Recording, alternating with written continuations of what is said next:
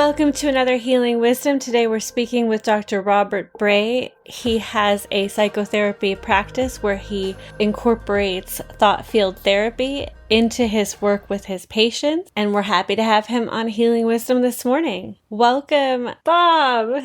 Welcome, Bob. Thanks for being with us.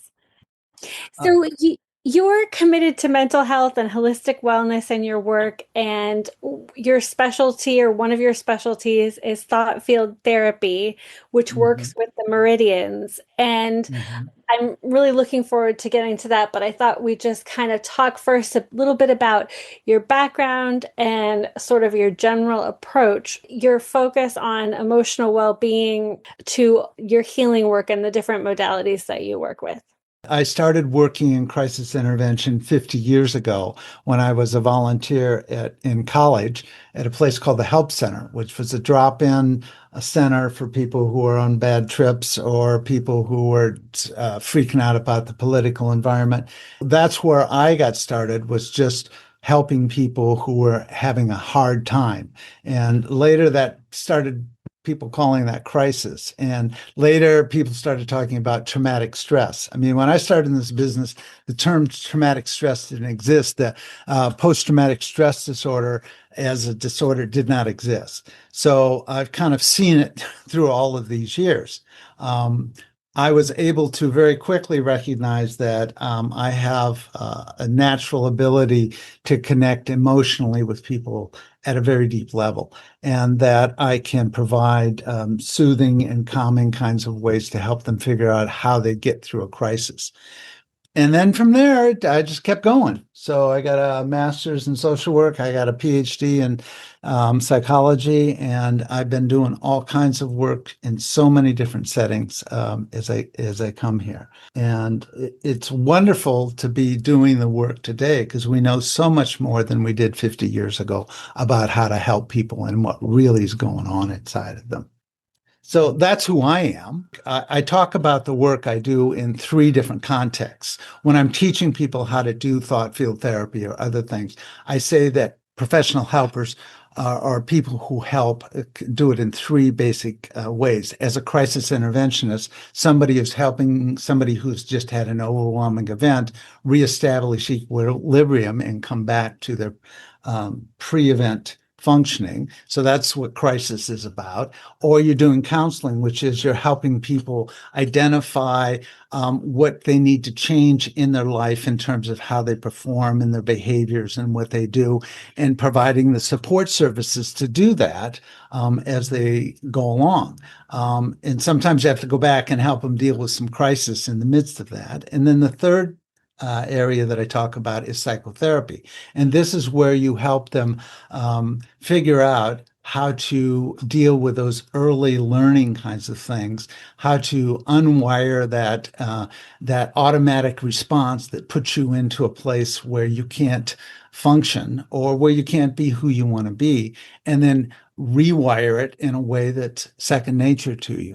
So it's crisis interventionist, it's a counselor, it's a psychotherapist, and I've done all of that work.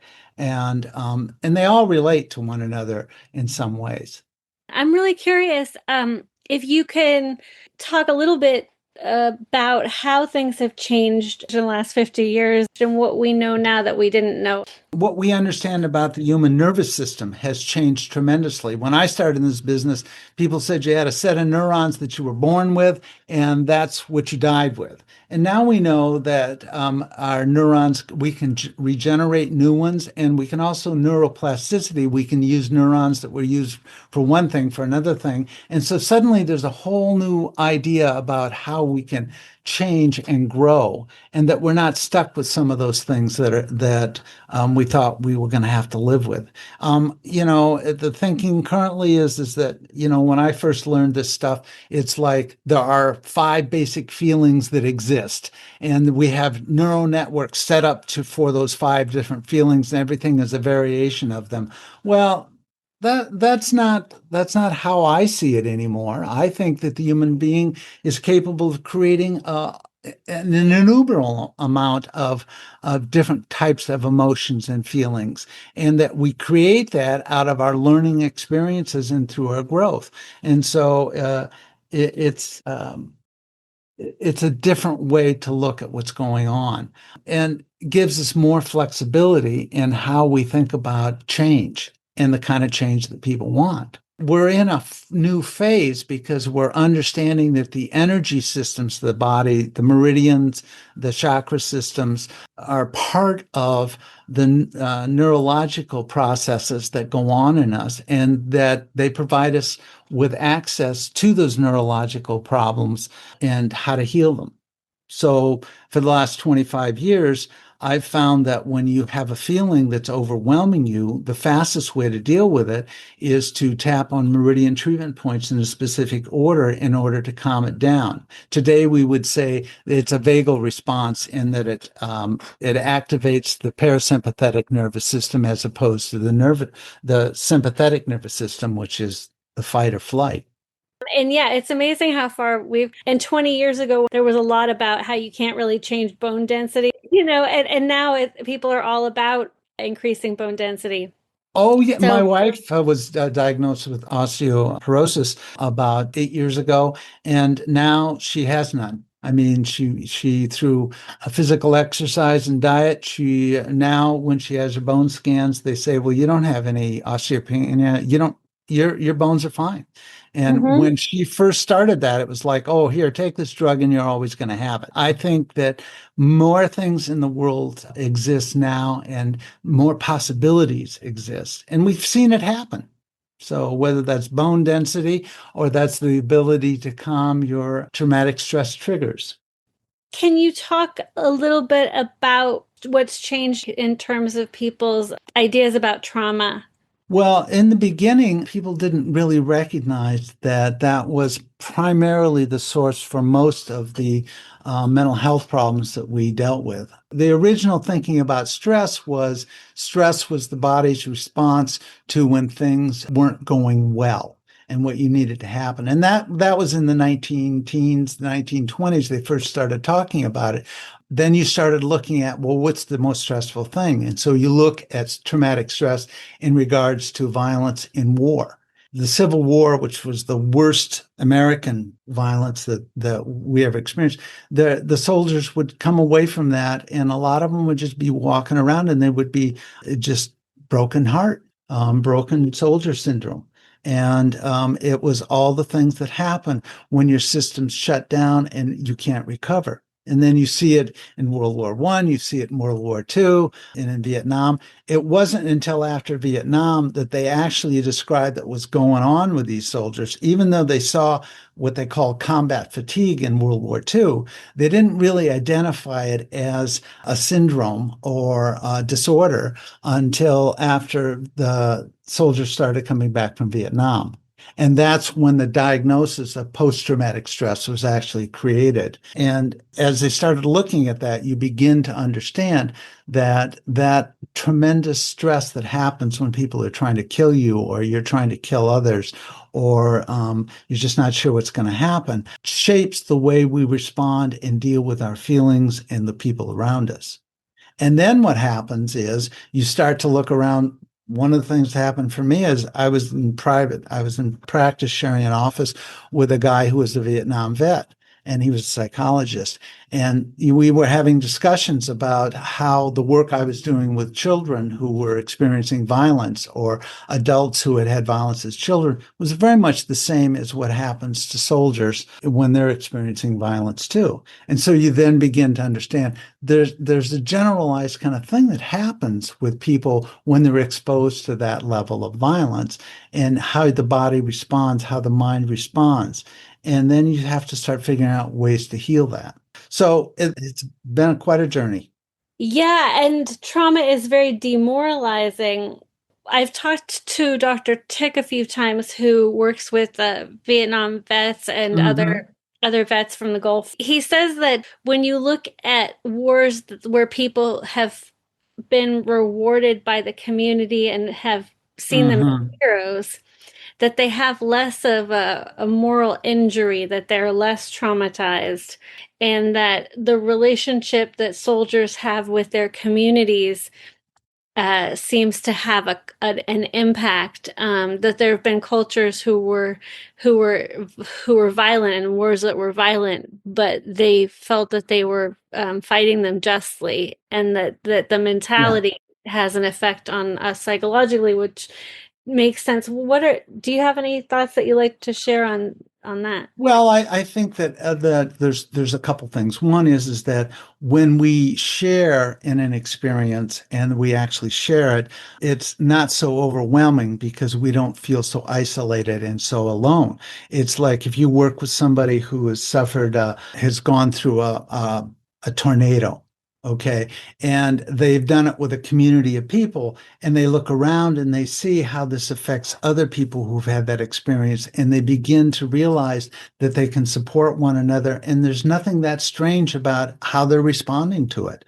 It's the same thing if you look at disaster in any community, that if you're not alone in that, you're able to draw on at one another in terms of support for doing that. Now, these what would be called natural disasters are different from man-made disasters or war, in that there's the element of moral injury that you have to consider, because the question becomes is, are you doing something that's congruent with who you are, or is so abhorrent to you that you can't forgive yourself? And if you can't forgive yourself, it's going to be really hard to overcome the kinds of things the symptoms you're experiencing. And if you have a community that supports you in that, that's very helpful. The thing that I'll just mention this because PTSD does kill people. And the way that it kills people is through hopelessness and loneliness.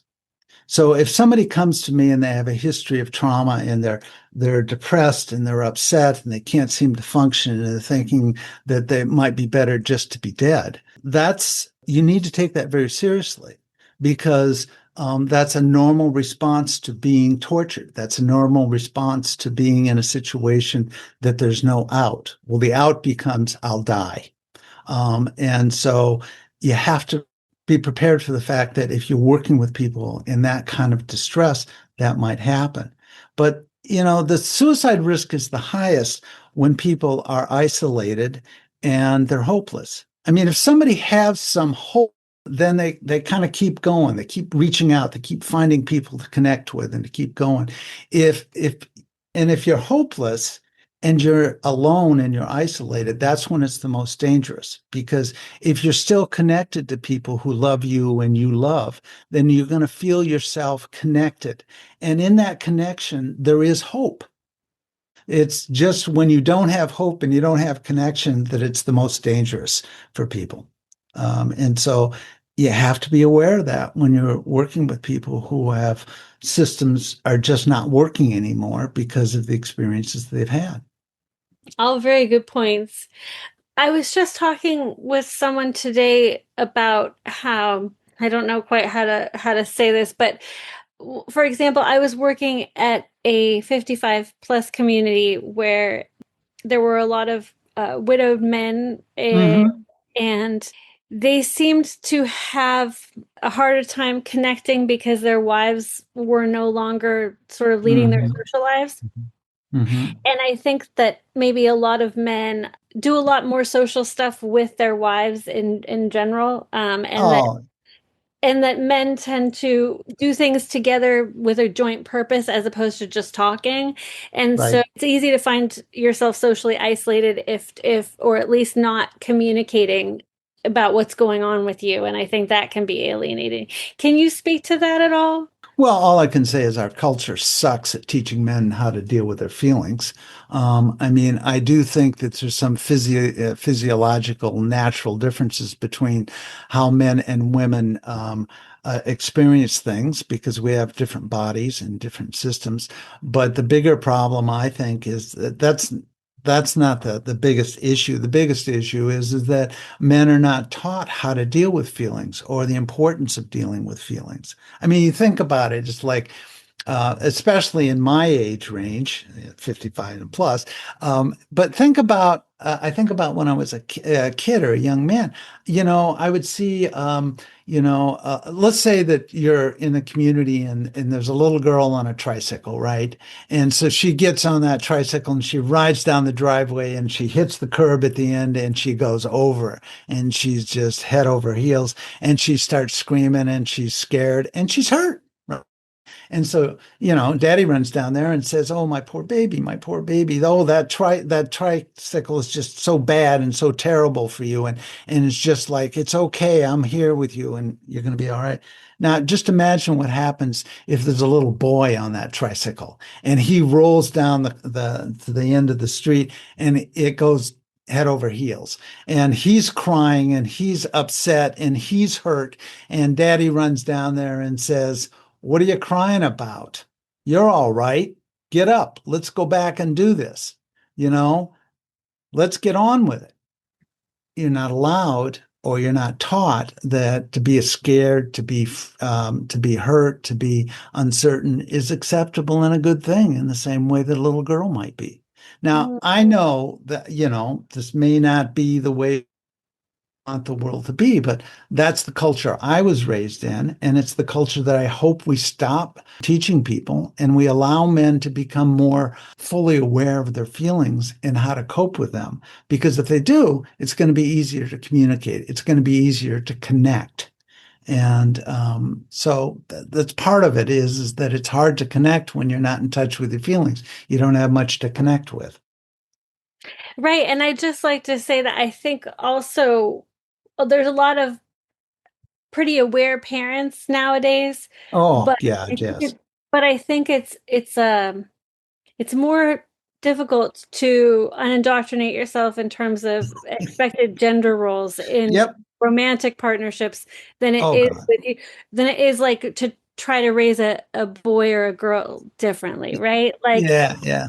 it's it's easier to rewire or train yourself maybe, as a parent than like to change how you learn to behave as a partner, Well, and the other thing with what you're talking about with these older men is that they're probably there's incomplete grieving going on because as a culture we don't deal with death very well, and we certainly don't teach people how to grieve, and that means you have to deal with your feelings. I mean, grief is really about experiencing your feelings as you come to understand that the loved one is no longer in this physical world with you and what that feels like and how do you cope with that and that men are not great well, nobody's really great at that. I mean, in our culture, we don't spend enough time, I think, talking about or being with death before it happens. um, so yeah, it's a struggle, I think, and that's a especially really Mhm. especially if they haven't overcome the trauma of the loss.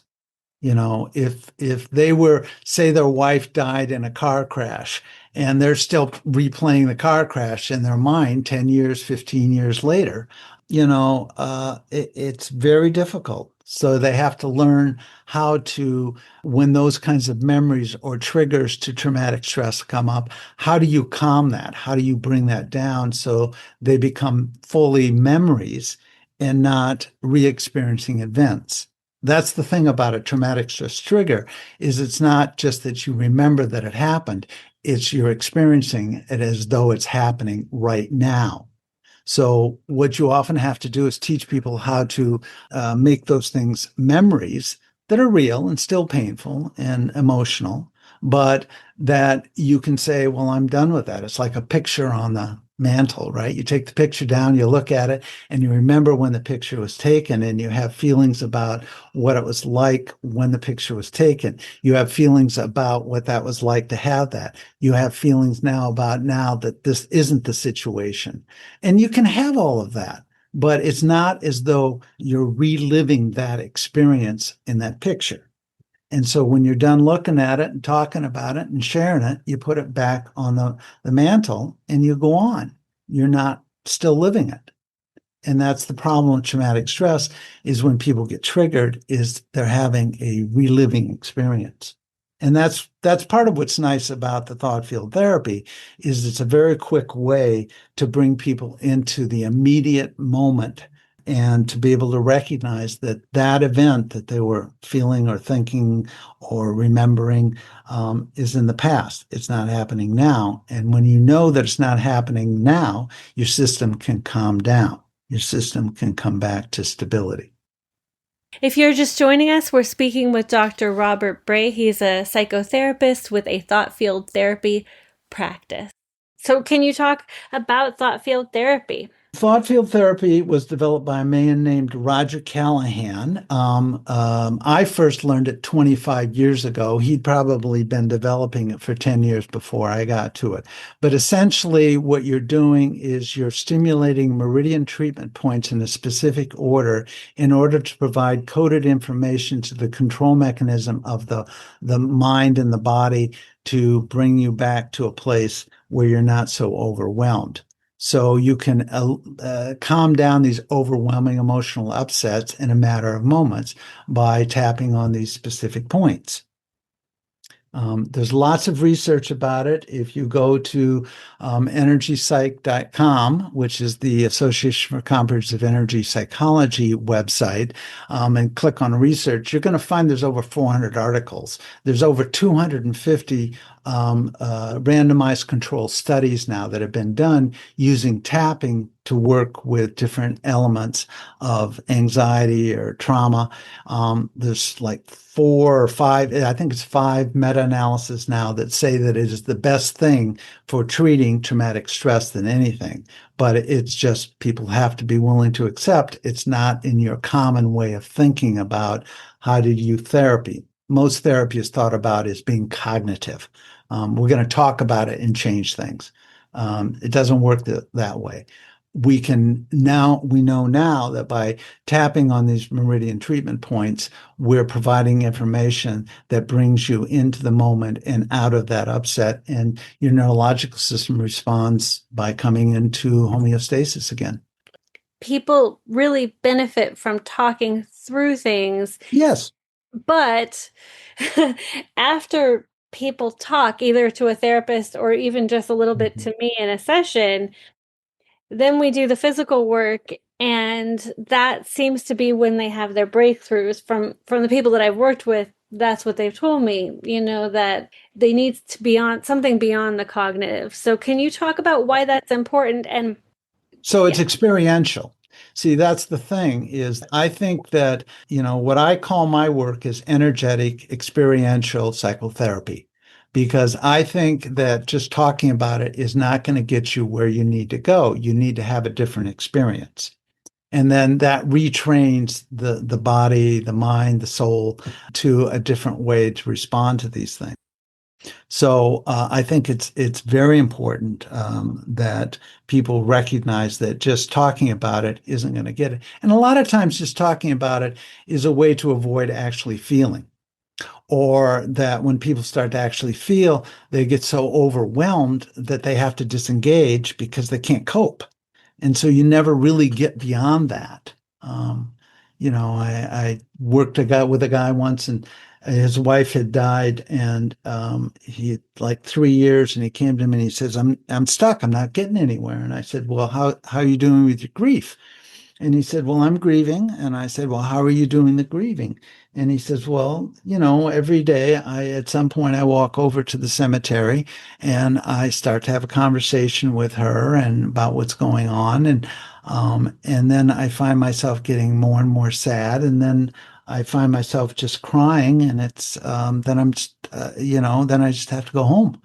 And I said, well, the problem is that he's not doing the work of grieving.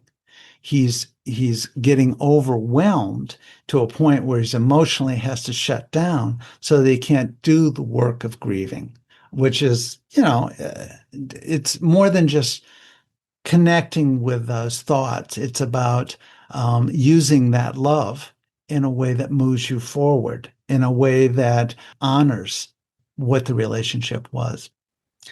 And that's what tapping will do, is it will eliminate that upset so you can engage in whatever process you want, whether that's grief or planning.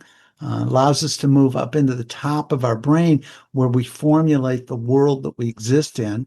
And then we can, by using rational processes, um, create an image or a thought that we can work with, and eventually we can make some analysis of, and we can create a plan for what we need to do, and then to decide to act on that plan. But that can't happen if you're overwhelmed with all of the feelings in your body or in your bottom of your brain. Right. So you can sort of find meaning and hope and resolution through that process that happens when you're. Well, yeah, and but that's the counseling part. That's the psychotherapy part. Mhm. But you have to be able to bring down the overwhelming emotion so you can engage in those things. So you work with therapists doing trainings in critical incident stress management, therapists and others as well, Yeah, correct? primarily what I'm doing now is I'm still doing, 10, 15 clinical hours a week as a therapist because that's what I'm good at and I enjoy it. But my bigger mission at this point is bringing thought field therapy to the larger world. So I'm real excited because I'm putting together a video training. It's 2 hours once a week for 6 weeks. So it's 12 hours that teaches people all they need to know about what Dr. Callahan discovered and how he put it into very workable protocols for people. And so I want to train people to do that. And whether that's people who are working as crisis interventionists in disaster situations, or whether they're psychotherapists who are working with people at the deepest possible level. It's also great for coaching because it allows you to get to some things that it's difficult for a coach to get to, and it's helpful. So, yeah, that's what I'm excited about these days is teaching people how to do this. There's no secrets. I've taught this to children, and everybody can make sense out of it, can make it work. Very cool. So how can folks get that video training and contact you and be on your mailing list? Oh, just go to my website, which is RLBRAY at rlbray.com. It's just my name. Robert L. Bray is my name. So it's RLBRAY at RLBRAY. And just sign up to be on the mailing list. There'll be a pop up there. Just take the pop-up and there's a quiz there if you want to know how well you've recovered from your traumatic stress. I have a 9-item quiz that will help you rate how far you've come in your recovery journey. So you can look at that. And that's also another way to get information about what you can do to help yourself. Very cool. Well, thank you, Bob, Dr. Robert Bray, for joining us today on Healing Wisdom. It's been a pleasure. Well, it's been a pleasure. You've been listening to Healing Wisdom. You can find this show wherever you get your podcasts.